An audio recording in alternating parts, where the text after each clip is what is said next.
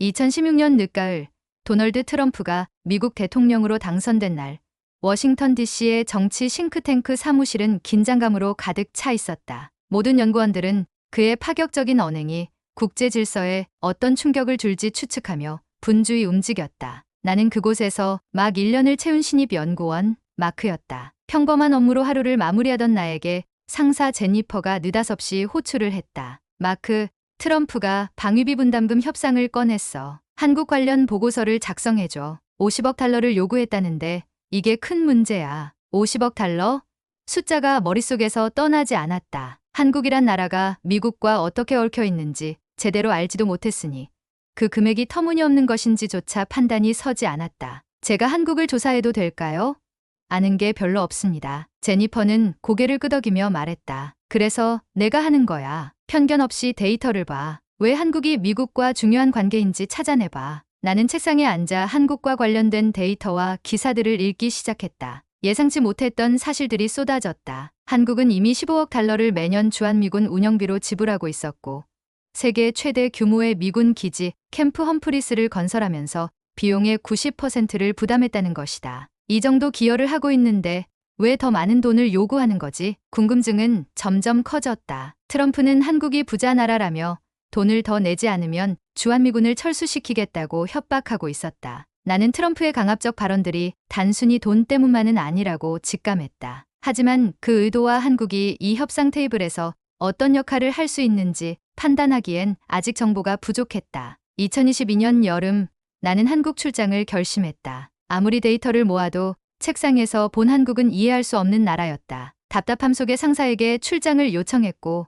운 좋게 승인이 떨어졌다. 비행기에서 내리자마자 나는 인천국제공항의 규모와 효율성에 놀랐다. 유리로 가득 찬 현대적인 공항에서 만난 첫 느낌은 이 나라는 단순히 도움만 받는 나라가 아니구나라는 것이었다. 서울은 또 다른 충격이었다. 초고층 빌딩 사이로 보이는 전통 한옥과 최신 기술이 적용된 대중교통 시스템은 내 선입견을 송두리째 흔들었다. 출장 중 만난 가이드 혜진은 서울대학교에서 정치학을 전공하는 대학원생이었다. 그녀는 특유의 열정과 자부심으로 가득 차 있었다. 마크, 한국을 제대로 이해하려면 DMZ를 봐야 해요. 혜진은 강력히 권유했다. 그리고 며칠 뒤 나는 DMZ, 즉 비무장지대에 섰다. 그곳은 단순한 국경선이 아니었다. 한쪽에는 철조망이 감싸고 다른 쪽에는 아무도 들어가지 못한 채로 70년을 버텨온 자연이 자리하고 있었다. 그 풍경은 아름답지만 섬뜩했다. 한쪽의 병사가 나를 바라보며 말했다. 이곳은 단순히 땅이 아니라 우리의 역사입니다. 우리가 여기 서 있는 이유는 단순히 국경을 지키기 위해서가 아닙니다. 미래를 지키기 위해서죠. 그의 말은 나의 마음을 무겁게 했다. 한국은 미국의 보호를 받는 수동적인 나라가 아니었다. 그들은 목숨을 걸고 자신들의 안보를 지키고 있었다. 혜진은 나에게 한국의 현대사를 간단히 설명해 주었다. 6.25 전쟁의 폐허 속에서 어떻게 경제를 재건했는지, 그리고 세계 12대 경제 대국으로 성장했는지. 그녀의 설명을 듣는 동안 나는 트럼프가 말했던 부자 나라라는 발언이 얼마나 피상적이었는지 깨달았다. 한국은 부자 나라가 아니라 자기 힘으로 성장한 나라였다. 다음 날 나는 DMZ를 둘러보며 느꼈던 감정을 혜진과 나눴다. 미군이 없었다면 지금의 한국은 없었겠죠. 혜진은 약간의 미소를 띠며 답했다. 맞아요.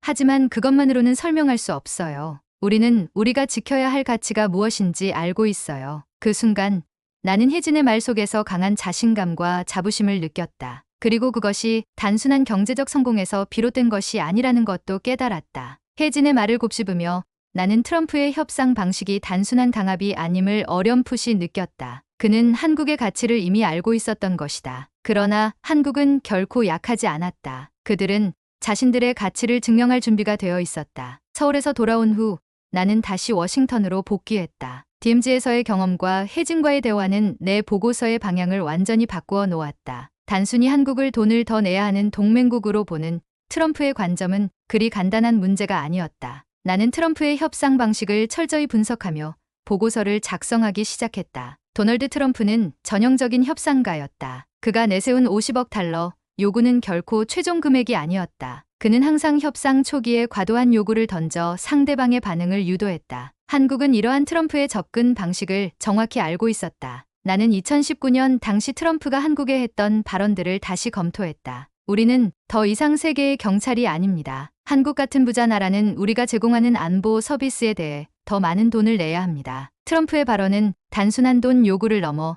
미국 내 지지층을 겨냥한 메시지였다. 그는 보수층에게 강한 지도자로 보이고자 했고, 한국은 그의 메시지 전달 도구가 되었다. 트럼프의 발언에 대한 한국 정부의 대응은 감정적이지 않았다. 한국은 데이터를 통해 자신들의 기여도를 논리적으로 입증하며 방위비 증액 요구를 현실적으로 조정하는 데 성공했다. 보고서를 쓰던 중 나는 한 가지 중요한 사실을 발견했다. 2021년 캠프 험프리스를 포함한 주한미군 기지의 업그레이드 비용의 90% 이상을 한국이 부담했다는 점이었다. 한국은 이미 그들의 의무를 넘어선 기여를 하고 있었다. 단순히 방위비 문제뿐 아니라 한국은 미국의 군사적 이익에도 중요한 역할을 하고 있었다. 특히 나는 한국의 조선업과 방위산업에 대해 깊이 조사하며 또 다른 진실을 발견했다. 한국은 세계 최고의 조선업 기술을 보유하고 있었고, 이는 미국 해군에도 큰 기여를 하고 있었다. 미 해군의 함정 유지 보수와 정비 작업은 한국의 조선소에서 이루어지곤 했는데, 이는 미국의 자체 조선업 경쟁력이 약화된 상황에서 필수적이었다. 나는 한국과 미국의 관계를 더 깊이 이해하기 위해 다시 혜진과 연락했다. 그녀는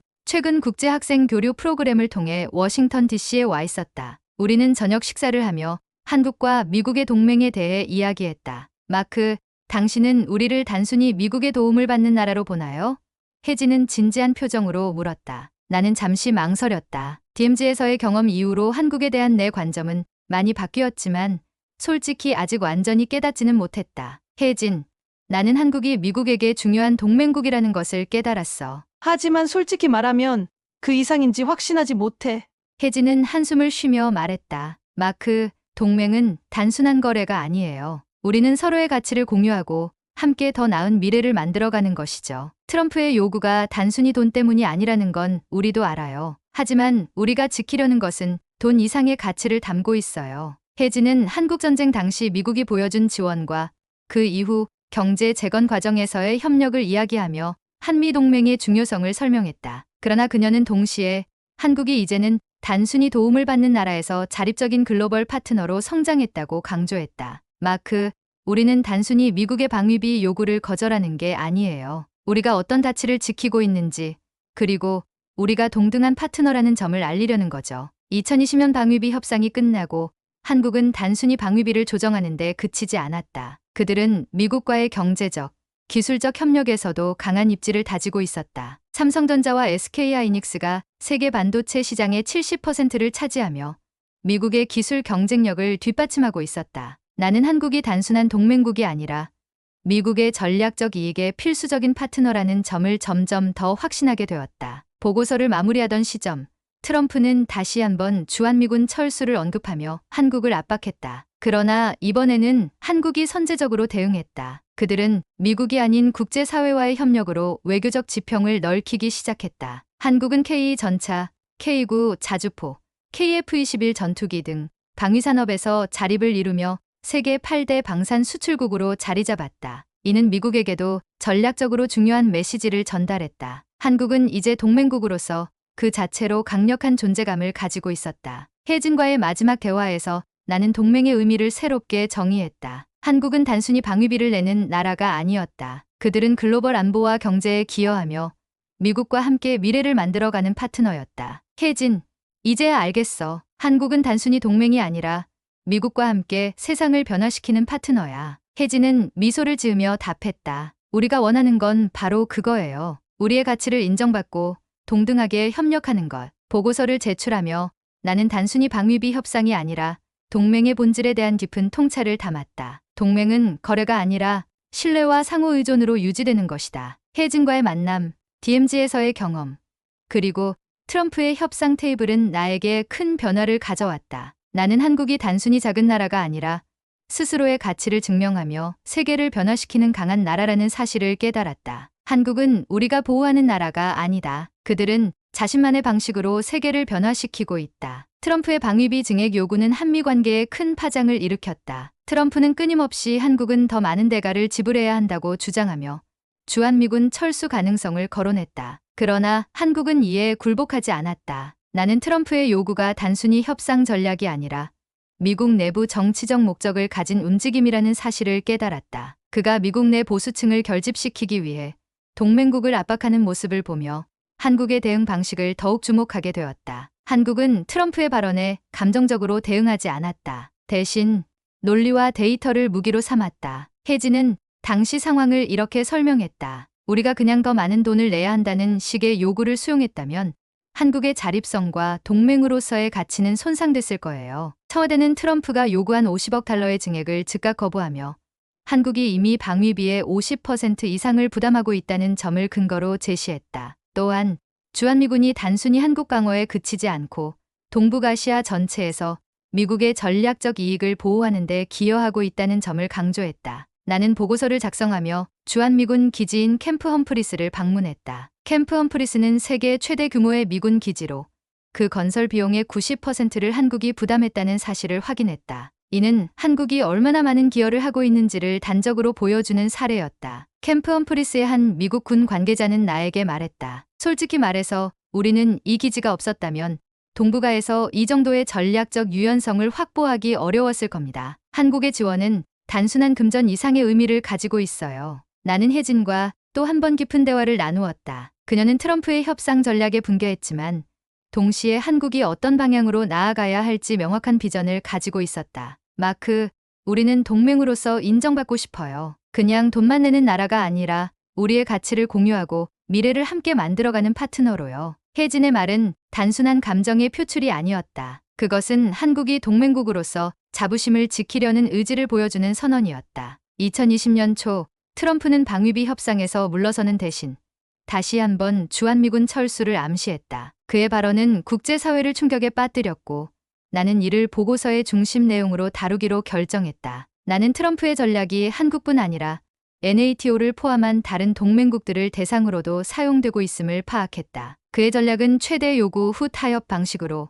동맹국들의 의존성을 강조하는 동시에 미국의 부담을 줄이는데 초점이 맞춰져 있었다. 그러나 한국은 단순히 요구를 수용하지 않았다. 그들은 미국과의 대화를 지속하면서도 자체적인 방위력 강화와 국제 협력을 통해 독립적인 길을 모색했다. 혜진은 이를 이렇게 설명했다. 우리는 단순히 미국을 따르는 나라가 아니에요. 우리가 추구하는 건 자립과 협력의 균형이에요. 이 시점에서 나는 트럼프와 한국의 갈등이 단순히 방위비 문제를 넘어서 동맹의 본질에 대한 질문을 던지고 있다는 것을 깨달았다. 동맹은 단순히 거래가 아니라 신뢰와 가치를 바탕으로 한 관계였다. 한국은 그들의 입장을 명확히 하면서도 미국과의 동맹을 유지하기 위해 최선을 다하고 있었다. 트럼프는 협상에서 강력한 요구를 통해 상대를 압박했지만 한국은 논리와 데이터를 통해 자신들의 입장을 설득력 있게 전개했다. 한국은 단순히 돈을 내는 동맹국이 아니라 미국의 전략적 파트너로서 가치를 입증했다. 이 갈등은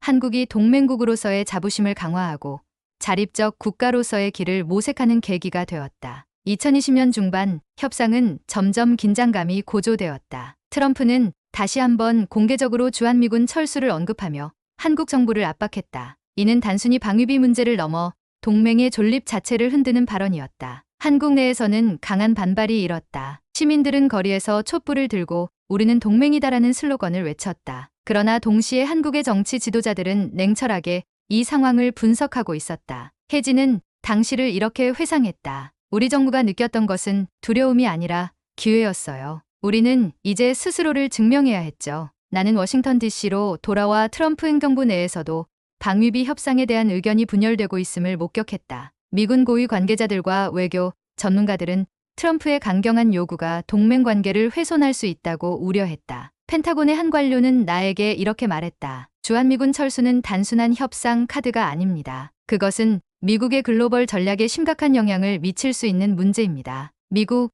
내 언론도 양분되었다. 일부는 트럼프의 결단력을 칭찬했지만 많은 언론은 그의 전략이 동맹 관계의 신뢰를 훼손한다고 비판했다. 나는 이를 보고서에 담으며 한국과 미국 모두가 얼마나 복잡한 선택의 기로에 서 있는지를 깨달았다. 이 시점에서 한국은 놀라운 결정을 내렸다. 그들은 방위비 협상과 별개로 자체적인 방위력 강화를 위한 계획을 발표했다. K9 자주포, K 전차, KF-21 전투기 같은 첨단 무기 개발 프로젝트가 대대적으로 추진되었고 국제 방위 산업 시장에서 한국의 입지가 강화되기 시작했다. 혜진은 이에 대해 자부심을 가지고 말했다. 우리는 단순히 군사력을 키우는 게 아니라 스스로를 지킬 수 있는 능력을 만들어가는 거예요. 그것이 진정한 동맹의 자세라고 믿어요. 나는 그녀의 말에 깊이 공감했다. 한국은 단순히 방위비 증액 요구를 수용하는 대신 독립적으로 방어력을 강화하며 동맹 관계에서 대등한 위치를 추구하고 있었다. 2021년 초 마침내 협상이 극적으로 타결되었다. 한국과 미국은 방위비 증액 규모를 기존보다 적정 수준으로 합의했으며 이를 통해 한미동맹의 가치를 재확인했다. 그러나 이는 단순한 합의 이상의 의미를 가지고 있었다. 나는 협상 후 발표된 공동성명을 읽으며 중요한 메시지를 발견했다. 한미동맹은 단순히 방위비 협상을 넘어선 상호 신뢰와 전략적 이익에 기반한 관계이다. 트럼프는 최종적으로 요구했던 50억 달러를 받지 못했지만 그는 국내 보수층에게 자신이 강력한 협상가임을 강조했다. 한국은 미국의 압박에 굴복하지 않고 동맹으로서의 가치를 입증하며 협상을 성공적으로 마무리했다. 이 모든 과정에서 나는 한국과 미국의 관계에 대한 새로운 관점을 가지게 되었다. 나는 단순히 동맹의 경제적 측면만을 보던 이전의 관점에서 벗어나 동맹의 진정한 가치를 이해하게 되었다. 혜진과의 마지막 대화에서 나는 물었다. 혜진, 이번 협상이 한국에 어떤 의미를 남겼다고 생각해요? 그녀는 잠시 생각하더니 말했다. 우리는 스스로의 가치를 입증했어요. 이제는 단순히 도움을 받는 나라가 아니라 동맹으로서 동등하게 기여할 수 있는 나라라는 것을요. 나는 그 말을 듣고 깊은 감명을 받았다. 한국은 협상을 통해 자신들의 가치를 세계에 증명했을 뿐 아니라 스스로를 바라보는 시각도 변화시켰다. 방위비 협상이 마무리된 이후 한미동맹은 전례 없는 시험을 견뎌낸 동맹으로 평가받았다. 트럼프는 자신의 협상 방식을 성공적이라고 주장하며 지지층의 환호를 받았고 한국은 스스로의 가치를 입증하며 국제사회에서의 위상을 높였다. 나는 협상 후 한미 양국이 어떻게 행동하는지를 면밀히 관찰했다. 흥미롭게도 갈등 이후 양국의 협력은 더욱 강화되었다. 이는 단순히 방위비 문제를 넘어서 서로가 얼마나 중요한 파트너인지를 깨달았기 때문이었다. 갈등은 동맹의 단단함을 시험합니다. 우리는 서로를 재발견했고 이제 그 관계는 더 강해졌습니다. 한미 간의 협력은 군사뿐만 아니라 경제, 기술, 문화까지 확장되었다. 협상이 끝난 뒤 한국은 세계 무대에서 더욱 독립적이고 강력한 국가로 자리 잡았다. 방위산업은 폭발적으로 성장했으며 KF-21 전투기의 성공적인 개발은 한국이 기술적으로도 자립하고 있음을 보여주었다. 특히 한국은 반도체, 전기차 배터리 등 첨단 기술 분야에서 세계를 선도하기 시작했다. 미국의 주요 기업들은 한국의 기술에 의존했고 이는 양국 관계를 경제적으로도 강화시키는 결과를 낳았다. 나는 보고서를 작성하며 한국이 단순히 동맹의 위치에서 머물지 않고 글로벌 리더로서 부상하고 있다는 점을 강조했다. 한국은 이제 도움을 받는 나라가 아니라 세계를 이끄는 나라가 되었습니다. 트럼프의 강압적 협상 방식은 많은 비판을 받았지만 그의 전략이 한국의 중요성을 부각시킨 것도 사실이었다. 그의 발언은 때로는 논란을 불러일으켰지만 한미동맹의 가치를 재조명하는 계기가 되었다. 미국 내에서는 한국과 같은 동맹국이 얼마나 중요한지에 대한 논의가 활발해졌다. 특히 중국과의 전략적 경쟁이 심화되면서 한국은 미국의 동북아 전략에서 없어서는 안 될 파트너로 자리매김했다. 미 국무부의 한 관계자는 나에게 말했다. 한국은 단순히 동맹국이 아니라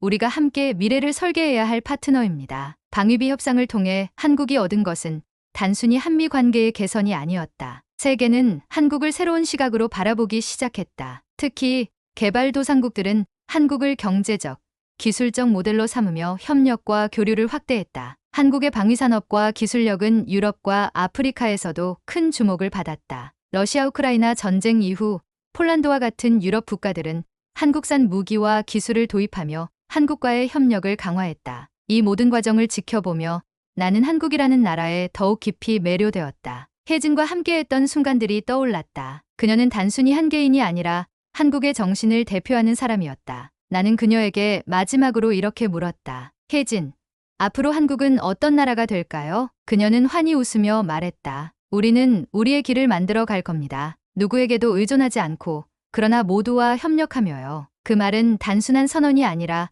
한국의 방향성을 그대로 담고 있는 것이었다. 한미동맹은 이제 새로운 국면에 접어들었다. 단순히 군사적 동맹이 아니라 경제적, 기술적, 문화적 협력을 포함한 다차원적 동맹으로 발전하고 있었다. 한국은 더 이상 과거의 약소국이 아니라 세계를 선도하는 강력한 플레이어가 된 것이다. 나는 보고서를 마무리하며 이런 문장을 썼다. 갈등은 동맹을 위협했지만 동시에 그 가치를 드러냈다. 한국과 미국은 갈등을 통해 서로를 재발견했고 이제 그 관계는 미래를 향해 나아가고 있다.